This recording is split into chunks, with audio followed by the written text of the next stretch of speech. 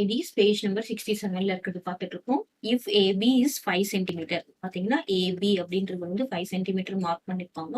Say which of the measures are correct. இப்போ figure 4.9ல first பார்த்தோம்னு வச்சுக்கோங்களேன். ஸோ 0 to 1 என்னது 1 2 3 4 5.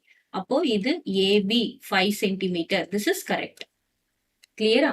இப்போ நெக்ஸ்ட் இங்க பார்த்தோம்னா இங்க நம்ம ஏபின்றது மார்க் பண்றோம். இங்க பார்த்தோம்னு வச்சுக்கோங்களேன், இங்க 0ல இருந்து இல்லாம 1ல இருந்து இருக்கு. ஸோ 1ல இருந்து திஸ் இஸ் 1 சென்டிமீட்டர்.